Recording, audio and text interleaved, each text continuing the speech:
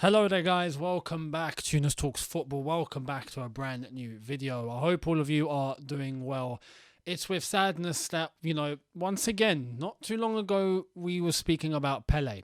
Today this one hits home a little bit more because for those that were around to see Gianluca Vialli, to see him play, to see him manage, as Chelsea supporters as well, it wasn't that long ago. And the unfortunate news came in today that Gianluca Vialli had passed away after losing his second battle with pancreatic cancer. It came back after he beat it the first time, and at the end, the second time, it didn't quite work out. And first and foremost, I want to pay my respects to his family, his wife, his two kids. I believe he's got two daughters. Everyone that knew him. Everyone that was close. And yeah, Chelsea today are in sadness. Chelsea are in mourning as a whole because Gianluca Vialli is a legend. Is a legend. Not just was, is a legend. And that will forever live on. Past players and managers and whoever we're all going to go at some point. But that legacy never dies. Never dies. What they did and what they've achieved and what they've done will always be forever written in the history of the club, football as a whole.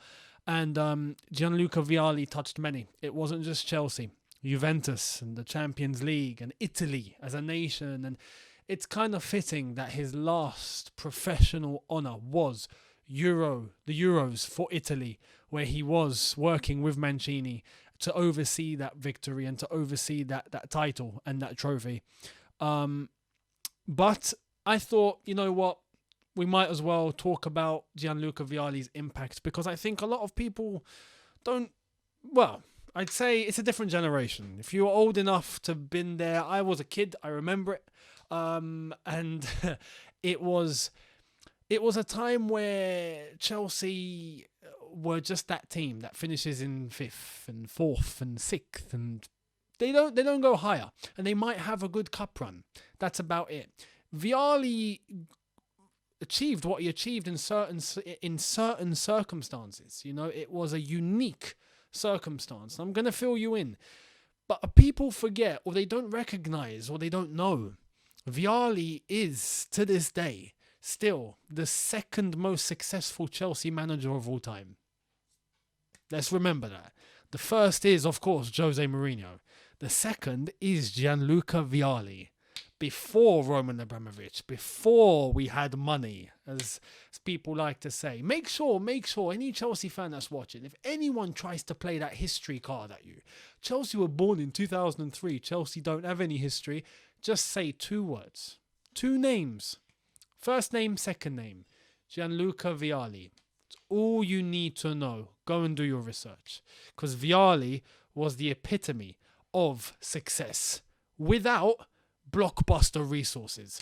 As I've said, his circumstances at Chelsea were unique because he signed for Chelsea as a free transfer under Ruud Gullit, who was in charge of Chelsea at the time, in 1996. And as a centre forward.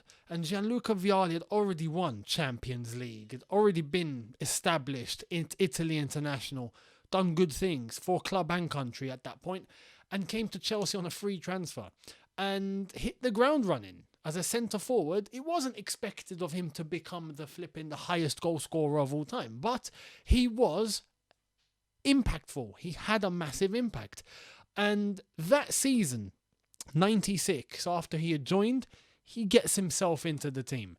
Now, in terms of winning trophies, it was only after Ruud Gullit got sacked in the 97-98 season. And Gianluca Vialli was then appointed player manager. Can you imagine in today's game if that were to happen? Can you imagine if Azpilicueta, right, Potter gets sacked tomorrow, Aspi becomes player manager. That is what happened back then with Gianluca Vialli. Right, and as player manager, where he has to organize and fix the team, he has to manage the team, and he's still playing. So sometimes he picks himself, right?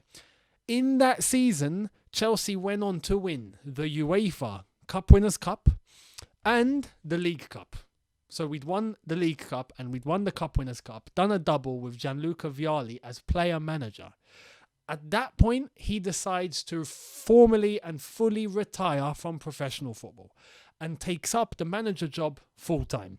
And that just goes to show you, because of the circumstance and because it's not sustainable, he decides to call an end to his entire professional career to lead Chelsea as a manager full time, which isn't easy. He could at the end just go, hey, to the club, you got to appoint someone. I want to keep playing. He didn't. He decided to call it a day at the age of 33, where you think maybe you still got a year or two left if you want to play. It's not easy for a professional footballer to just retire, right? He keeps going as manager. And the success keeps coming in. We win the UEFA Super Cup, if you remember. We went on to beat... we beat Real Madrid to win. And the UEFA Super Cup was the one that we didn't have in our history. We end up getting it, and it's ironic, along the way we beat Real Madrid. That's why when we were playing Real Madrid a couple of years ago, we were talking about the whole history of Real Madrid, because it was always us beating Real Madrid. The year we won the Champions League, we beat Real Madrid. In the 70s with Peter Osgood, we beat Real Madrid. That's why there's so much significance, and Gianluca Vialli was a massive part of that. The 99-2000 season, we go on to win the FA Cup, a major honour, domestically, in England, by beating Aston Villa, and Vialli lifts that trophy. Later on, the 2000-2001 season, we win the Community Shield, or if people want to, if they want to put some prestige on it, it's the English Super Cup, if we're going to be real, but it's a Community Shield. We win that, and not too long after that, he gets sacked because he fell out with a few of the players, including, if I'm not mistaken, I think Zola, Petrescu, there was a couple of others, which happens. You make amends later, and that's exactly what went down. But Vialli, later on, goes on to do things in his career, and, as I've said, ends it with the assistant job in the Italy national team, wins the Euros with Roberto Mancini. And unfortunately, it was after that he decides to take a break from football because his cancer had returned, and unfortunately loses that battle and leaves us today at the young age of 58. Too young to go. But I want to say my condolences goes out to his family, his wife, his daughters, his friends, Chelsea Football Club, all the clubs that were affiliated with him, Sampdoria, Juventus, Cremonese, and Chelsea FC, as the 4 clubs that he was affiliated with. As a player, as a manager, Chelsea, Watford, and Italy, where he was involved in the setup, not the actual manager. As a player, 40 goals in 87 appearances for Chelsea, and his whole career stat of 259 goals in 671 games. Goes to show he had impact as a player, done big things as a player, competed in the best leagues, the best tournaments, the best competitions, Champions League included, European Cup, if you want to call it that, and done good things as a manager for club and country, and leaves us at such a young age. So again, my commiserations, my condolences goes out to all the ones that were connected with him. And as a Chelsea supporter, to recognise as our second most successful manager of all time, as I've said, in very unique circumstances, before the money, if you want to call it that. Thank you for everything, Gianluca.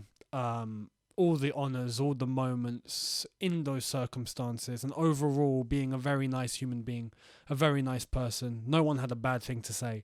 So all I want to say to Gianluca is thank you very much for everything you did. Rest easy. Gianluca Vialli leaves us today at the age of 58.